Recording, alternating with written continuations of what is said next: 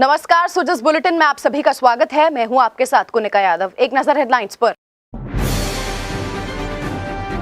मुख्यमंत्री की चिकित्सकों से हड़ताल खत्म करने की अपील, कहा राइट टू हेल्थ बिल को लेकर सकारात्मक बातचीत को तैयार।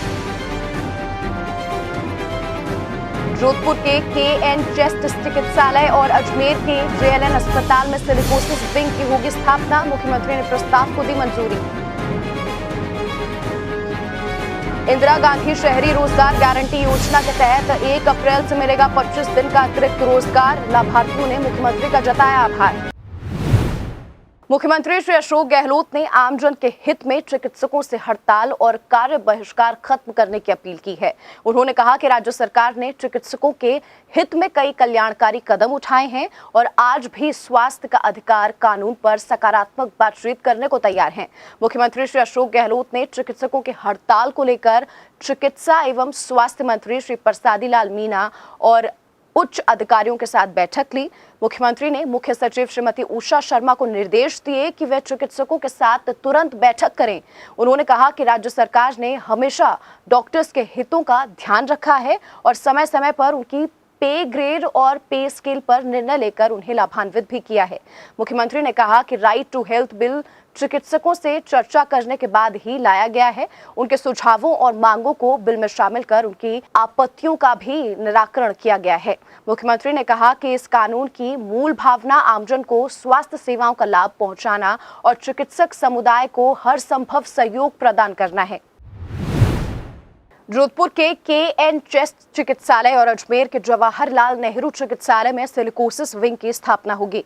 मुख्यमंत्री श्री अशोक गहलोत ने विंग स्थापना और नवीन पद सृजित करने के प्रस्ताव को मंजूरी दी है। इनमें 27 करोड़ रुपए की लागत आएगी। जवाहरलाल नेहरू चिकित्सालय अजमेर में 10 करोड़ रुपए से ज्यादा की लागत से निर्माण कार्य और 3 करोड़ से ज्यादा के चिकित्सकीय उपकरण खरीदे जाएंगे। वहीं KN चिकित्सालय जोधपुर में 10 करोड़ रुपए की लागत से निर्माण कार्य और 3 करोड़ रुपए से ज्यादा के उपकरण खरीदे जाएंगे।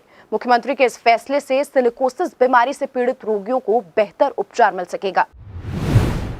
मुख्यमंत्री श्री अशोक गहलोत ने जोधपुर विकास प्राधिकरण में आयोजना शाखा के कैडर के सुदृढ़ीकरण के लिए 16 नवीन पदों के सृजन को मंजूरी दी है। इन नए पदों में वरिष्ठ नगर नियोजक के 2, उप नगर नियोजक के 2, सहायक नगर नियोजक के 6 और नगर नियोजक सहायक के 6 पद होंगे। मुख्यमंत्री के इस फैसले से प्राधिकरण के कामों में तेजी आएगी और कर्मचारियों के लिए पदोन्नति के अवसर भी उपलब्ध हो सकेंगे। अर्थ आवर के अवसर पर मुख्यमंत्री श्री अशोक गहलोत के सिविल लाइन स्थित राजकीय निवास पर शनिवार रात को बिजली बंद रखी गई। ऊर्जा के साधनों को विवेकपूर्ण उपयोग करने और पर्यावरण संरक्षण का संदेश देने के लिए रात 8:30 से 1 घंटे के लिए बिजली बंद रखी गई। इस दौरान मुख्यमंत्री निवास स्थित विभिन्न कार्यालयों में भी लाइट और उपकरण बंद रहे और कर्मचारियों ने मोमबत्ती की रोशनी में काम किया। मुख्यमंत्री श्री अशोक गहलोत ने बॉक्सर नीतू घंगास और स्वीटी बुरा को विमेन विश्व बॉक्सिंग चैंपियनशिप में गोल्ड जीतने पर दोनों होनहार बेटियों को बधाई दी। मुख्यमंत्री ने ट्वीट कर कहा कि देश की होनहार बॉक्सर बेटियां नीतू घंगास और स्वीटी बुरा ने विमेन विश्व बॉक्सिंग चैंपियनशिप 2023 में स्वर्ण पदक जीतकर देश का गौरव दुनिया में बढ़ा दिया है। उन्होंने दोनों बॉक्सर्स को बधाई देते हुए कहा कि देश को आप पर नाज है। जोधपुर जिले में विशेष योग्यजन निशुल्क स्कूटी वितरण योजना के तहत निशुल्क स्कूटियां बांटी गई। जोधपुर के उम्मेद उद्यान के जनाना गार्डन में शिक्षा मंत्री डॉक्टर BD कल्ला ने 106 विशेष योग्यजनों को निशुल्क स्कूटी वितरित की। जोधपुर जिले में अब तक कुल 231 विशेष योग्यजनों को स्कूटी का वितरण किया गया है। स्कूटी मिलने पर लाभार्थियों के चेहरे खिल उठे और उन्होंने मुख्यमंत्री श्री अशोक गहलोत का आभार भी जताया। श्री माननीय मुख्यमंत्री जी अशोक गहलोत जी, आपने जो स्कूटी की सहायता देकर हमें जो हमारा मान बढ़ाया है, हमारी जो असुविधा हो रही थी वो सुविधा दी है, इसलिए हम आपको बहुत बहुत धन्यवाद करना चाहते हैं। शांति और अहिंसा विभाग का 2 दिवसीय राष्ट्रीय स्तरीय खादी एवं ग्रामोद्योग सम्मेलन रविवार को बीकानेर के डागा पैलेस में शुरू हुआ। आपदा प्रबंधन एवं सहायता विभाग मंत्री श्री गोविंद राम मेघवाल ने कार्यक्रम का उद्घाटन किया। उन्होंने खादी संस्थाओं द्वारा लगाई गई स्टॉल्स का अवलोकन किया और उनकी सराहना की। इस दौरान उन्होंने कहा कि खादी महज वस्त्र या उत्पाद नहीं, ये एक विचारधारा है। देश की आजादी में इसका महत्वपूर्ण योगदान रहा। आज पूरी दुनिया ने सत्य और अहिंसा के सिद्धांतों को माना और समझा है।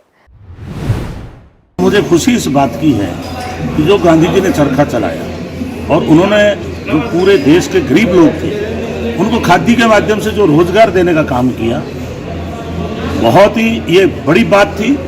क्योंकि जब देश को आज़ादी मिली उस वक्त रोजगार नहीं था, तो गरीबों के लिए चरखा चला के और एक स्वदेशी होने का उन्होंने जो आंदोलन चलाया कि खुद ही कपड़े बुनो और खुद का कपड़ा पहनो, ये सबसे पहली जो है बहुत महत्वपूर्ण उस टाइम योगदान था गांधी जी का।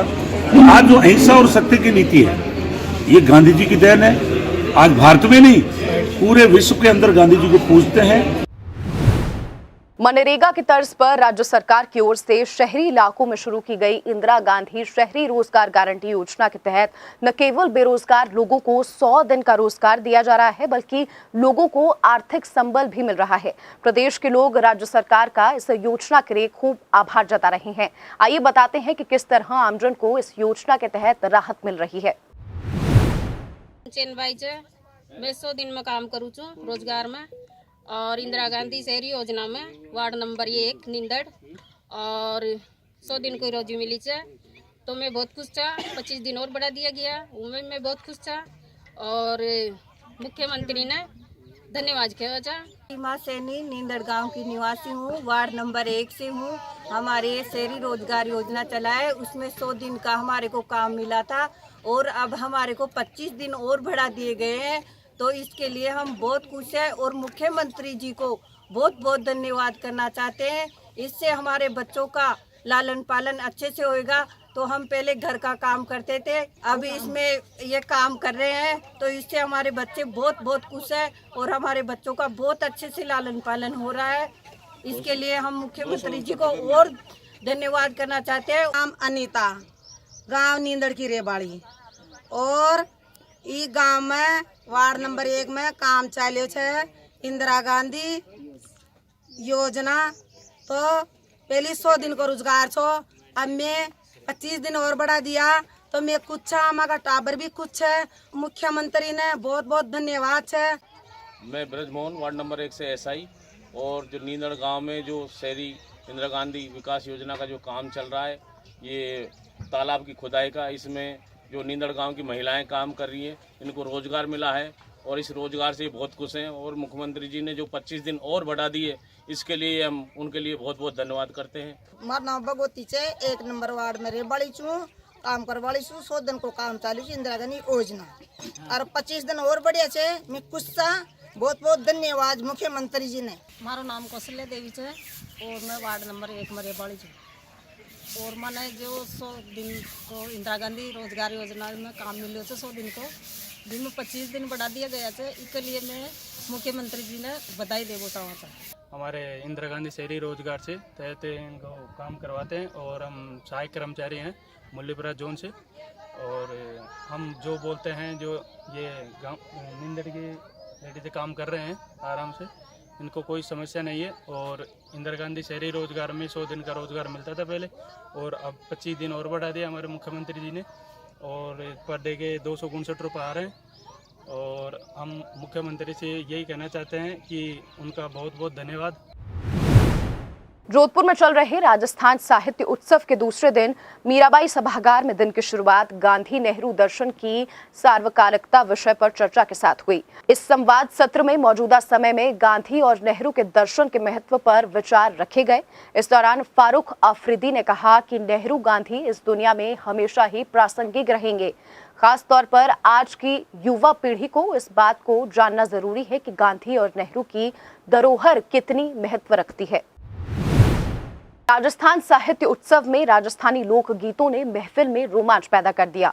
मांगणियार गायक पद्मश्री अनवर खान मांगणियार और उनके साथियों की प्रस्तुति ने श्रोताओं को मंत्रमुग्ध कर दिया।